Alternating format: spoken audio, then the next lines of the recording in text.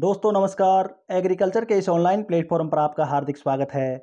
और हमारे चैनल के द्वारा एग्रीकल्चर सुपरवाइज़र की जो तैयारी करवाई जा रही थी और हाल ही में एग्रीकल्चर सुपरवाइज़र की कोई नई वैकेंसी नहीं है और उसको आने में भी लगभग हो सकता है 4 से 5 महीने लग सकते हैं।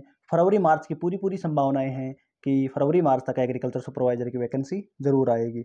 तो जो एग्रीकल्चर सुपरवाइज़र के स्टूडेंट हैं, की तैयारी करने वाले स्टूडेंट हैं और अदर तैयारी करने वाले स्टूडेंट हैं, उन्होंने लगभग सभी ने पशु परिचर का फॉर्म भरा है। तो पशु परिचर में पशुपालन का जो सब्जेक्ट है उसकी तैयारी हमारे द्वारा आपको करवाई जाएगी और बहुत ही शानदार तरीके से तैयारी करवाई जाएगी। पहले हम आपको थ्योरी डिस्क्रिप्शन करेंगे और उसके बाद में एमसीक्यू भी आपको लगातार जो इम्पोर्टेंट क्वेश्चन हैं वो हमारे द्वारा लगभग 1000 सवाल आपको दिए जाएंगे लास्ट में, और उनमें से 100% है कि 40 से 45 सवाल आपको ज़रूर देखने को मिलेंगे उन 1000 क्वेश्चंस में। तो पहले थ्योरी की शुरुआत करते हैं। भारत में कुल पशुधन संख्या यानी 2019-20 में 553.78 मिलियन। भारत में विश्व के पशुधन की हिस्सेदारी 15% है। भारत में मवेशियों की आबादी 25 मिलियन, भैंस की आबादी 84 मिलियन। मवेशियों की बीमारी कैटल डाइज है जो मनुष्य में लग जाती है एंथ्रेक्स, यानी जो ऊन के कारखानों में ऐसे काम करते हैं उनको जो एंथ्रेक्स है ये बीमारी पशुओं से मनुष्य में फैलती है। Milk day is celebrated on 26 November on the birth of the Verghese Kurien, father of the white revolution, यानी जो श्वेत क्रांति के जनक हैं वर्गीज कुरियन, जिनका जन्म हुआ था 26 नवंबर को, और उस दिन मिल्क डे सेलिब्रेट किया जाता है। IARIPSD 2019 के द्वारा ये प्रमाणित है। गाय के दूध का हल्का पीला रंग कैरोटीन के कारण होता है। बहुत ही इंपॉर्टेंट सवाल है, बहुत बार आया हुआ है कि गाय के दूध का पीला रंग किस कारण होता है, तो कैरोटीन के कारण ये पीला रंग होता है। नेक्स्ट है, दूध में किसकी उपस्थिति के कारण सफ़ेद रंग होता है। कैसिन के कारण दूध सफ़ेद होता है और कैरोटीन के कारण दूध का रंग पीला होता है। दूध का कार्बोहाइड्रेट या शर्करा घटक है लैक्टोज, यानी जो दूध में शर्करा पाई जाती है वो लैक्टोज के रूप में पाई जाती है। दूध में किस तत्व की कमी होती है, यानी आयरन की कमी होती है। ये BHU एग्जाम 2015 में आया हुआ है कि दूध में लगभग सभी पोषक तत्व पाए जाते हैं लेकिन आयरन की कमी होती है। दुग्ध उत्पादन अधिकतम है। भारत में अधिकतम दूध उत्पादन उत्तर प्रदेश का पहला स्थान है। दुग्ध उत्पादन में दूसरे स्थान पर आने वाला राज्य है राजस्थान। इसके बाद में दूध में वसा के ग्लोब्यूल किस रूप में पाए जाते हैं, पायस के रूप में। दूध में जो वसा है वो पायस के रूप में पाई जाती है। दूध में मौजूद प्रोटीन किस रूप में होती है, प्रोटीन कोलाइडल के रूप में होती है। लैक्टोज और मिनरल दूध में मौजूद होते हैं घोल के रूप में।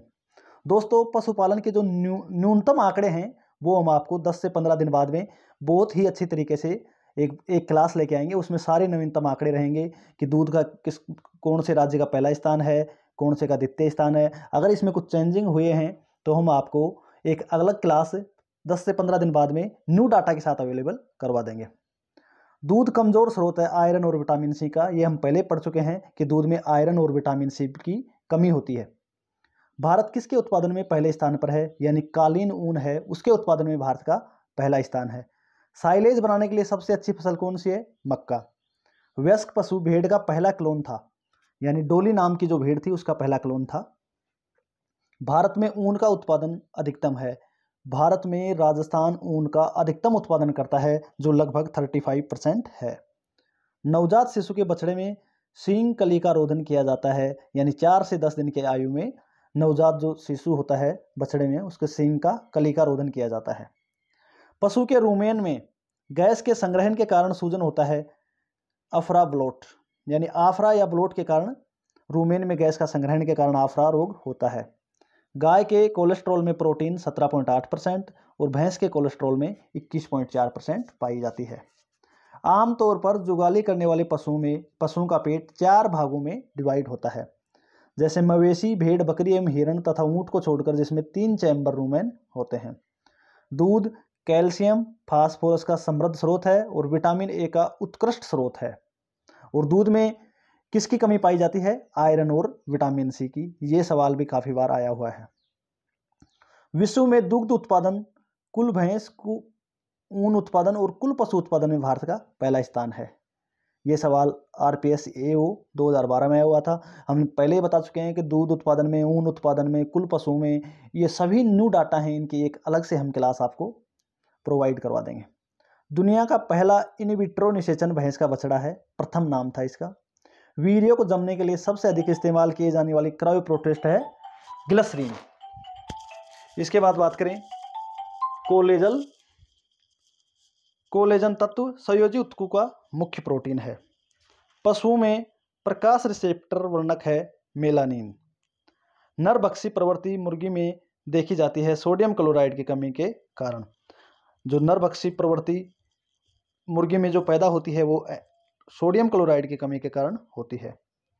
पोल्ट्री में फटा पैर किस कारण होता है? बायोटीन की कमी के कारण। डेगनाला और एलकेली रोग किस विषाक्तता के कारण होते हैं?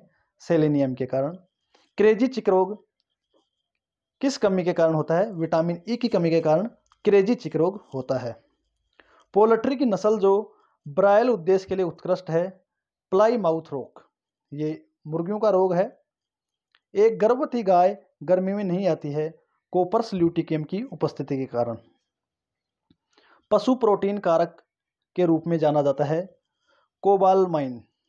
डबल टोन्ड दूध में वसा की मात्रा होती है 1.5%। ये डबल टोन्ड दूध है, ये काफ़ी बार एग्जाम में आया हुआ है। सूखी घास कितने प्रतिशत नमी के नीचे भंडारित की जाती है? 16%। गाय के दूध में वसा रहित ठोस पदार्थ जिसको हम SNF बोलते हैं के लिए कानूनी मानक है 8.5%। यही बात करें अगर भैंस की तो भैंस में 9.0। गाय में दूध का उतरना किसके कारण होता है? ऑक्सीटोसिन स्राव के कारण। भैंस में भी वही बात है। और जो दूध उतारने वाला हार्मोन है वो है ऑक्सीटोसिन हार्मोन। दूध लिपिड है लेसिथिन। वैज्ञानिक बद्धियाकरण को एक इंस्ट्रूमेंट के रूप में इस्तेमाल करके किया जाता है बर्डिजो कास्टेटर। इसके द्वारा बद्धियाकरण किया जाता है। पोल्ट्री का केवल आवश्यक फैटी एसिड होता है लिनोलिक एसिड।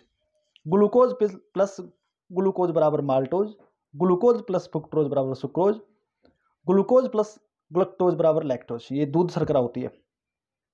सल्फर युक्त विटामिन है थायमिन और बायोटीन है जो सल्फर युक्त विटामिन है। अमीनो एसिड युक्त सल्फर है सिस्टीन, सिस्टाइन और मेथियोनिन। युवा बछड़ों में घातक सेप्टोसियम को रोकने का सबसे अच्छा तरीका है यह सुनिश्चित करना है कि उन्हें मिले कोलेस्ट्रॉम मिले।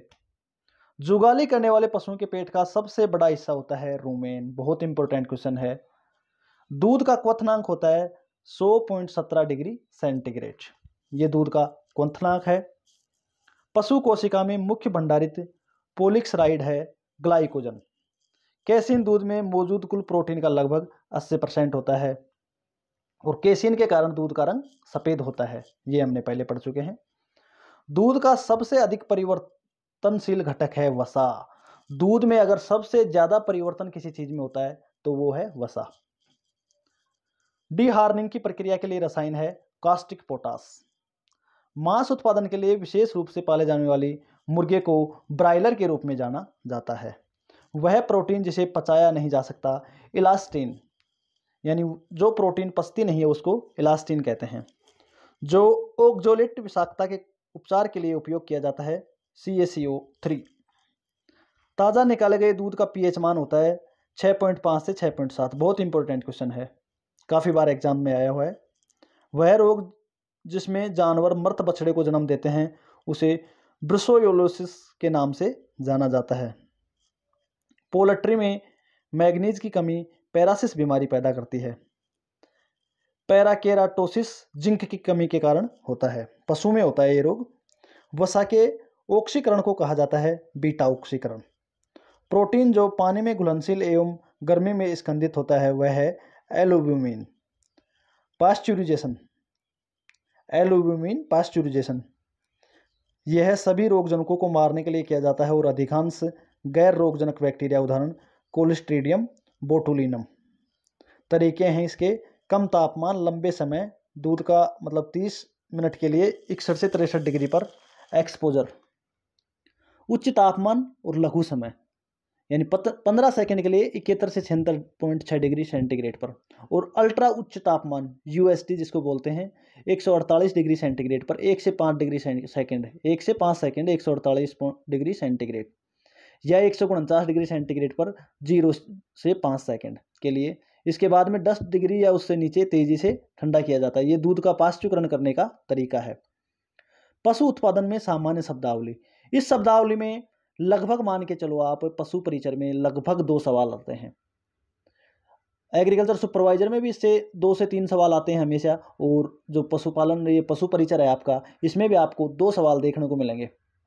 और इसमें सवाल किस तरीके से आता है वो हम आपको बताएं कि किड किसे कहते हैं। जैसे सपोज डैट नवजात जो बकरी है उसके बच्चे को किड कहते हैं, सूअर के बच्चे को पिगलेट कहते हैं, पोल्ट्री के चिक कहते हैं। तो आप इस सारणी को स्क्रीनशॉट लेके बार बार याद करें।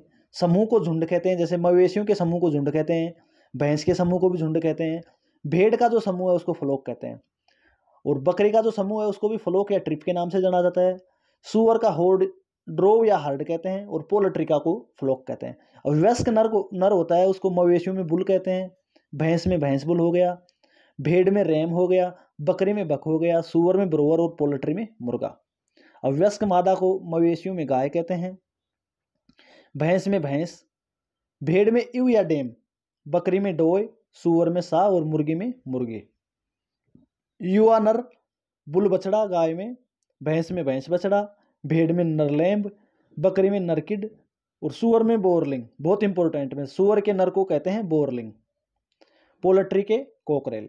युवा मादा हो गई गाय में हीपर बछड़ी, भैंस में हीपर बछड़ी, भेड़ में मादा लैम्ब, बकरी में मादा किड, सूअर में मादा पिगलेट। सूअर का मादा पिगलेट बहुत इंपॉर्टेंट है। पोल्ट्री में पुलेट। जो नवजात होते हैं उनको कोफ, बेफेलो कोफ, भेड़ में लैम्ब, बकरी में किड, सूअर में पिगलेट, पोल्ट्री में चिक। मांस का जो सवाल है वो काफ़ी बार आया हुआ है। गाय के मांस को विप, भैंस के मांस को बफन, भेड़ के मांस को मटन, बकरी के मांस को चेवण। ये सवाल बहुत बार आया हुआ है। सूअर के मांस को पोर्क और मुर्गी के मांस को चिकन कहा जाता है। जो सर्विंग क्रिया है, मैथुन क्रिया, उसको गाय में कहते हैं सर्विंग, भैंस में भी सर्विंग, भेड़ में टपिंग। ये सवाल बहुत बार आया हुआ है। भेड़ में मैथुन क्रिया को क्या कहा जाता है? टपिंग। बकरी में सर्विंग, सूअर में मैथुन क्रिया को कपलिंग कहते हैं, और पोल्ट्री में मैथुन क्रिया को सर्विंग कहते हैं। बच्चा देने की क्रिया, गाय में काविंग, भैंस में काविंग, भेड़ में लैम्बिंग, बकरी में किडिंग, सूअर में फोरविंग और मुर्गी में हैचिंग।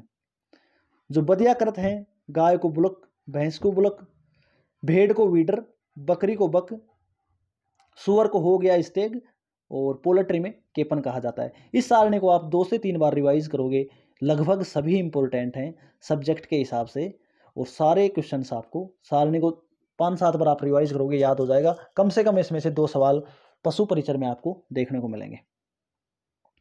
इसके बाद में बात करते हैं पालतू जानवरों के शरीर का तापमान, श्वसन और नाड़ी दर। इसमें से भी हो सकता है एक सवाल आ जाए। इसको भी आपको शरीर का टेम्परेचर और श्वसन दर तो आपको याद करनी ही करनी है, प्लस रेट आप चाहे याद ना करो तो भी कोई दिक्कत नहीं है, क्योंकि बहुत बार आया हुआ है ऊँट की श्वसन दर कितनी है, ऊँट का टेम्परेचर कब कितना होता है। तो ये बहुत सारे सवाल हमने कई एग्जामों में देखे हैं। तो गाय का जो टेम्परेचर सेंटीग्रेड और फारेनहाइट में है और श्वसन दर है, इसको आप बारीकी से देखें और इस सारणी को भी आप याद करें। अब इसके बाद में बात करें घरेलू पशुओं का प्रजनन चक्र। इसमें से भी एक सवाल आपको जरूर देखने मिलेगा। ये जो सारणियां हैं इसमें से प्रत्येक में से एक सवाल पशु परिचर में आपको जरूर देखने को मिलेगा। तो इन सारणियों को भी आप अपने तरीके से स्क्रीनशॉट मारें, कॉपी में बार बार लिखें, राइट करें और बार बार याद करें। सबसे अच्छा तरीका इसका यही है। इसके बाद में नेक्स्ट वीडियो में हम बात करेंगे गाय की प्रमुख नस्लें, और इसके बाद में लगभग हम उम्मीद करते हैं कि छोटी छोटी क्लासों में 10 से 12 क्लासों में आपका ये कंप्लीट थ्योरी है ये पूरा कर देंगे, और उसके बाद में 1000 क्वेश्चंस की जो सीरीज़ है हमारी वो आपके सामने लेके आएंगे। उम्मीद है आप वीडियो को सपोर्ट करेंगे, चैनल को लाइक और सब्सक्राइब करेंगे। कोई भी चीज़ आपको समझ में नहीं आती है तो हमें कमेंट्स ज़रूर करेंगे। धन्यवाद दोस्तों।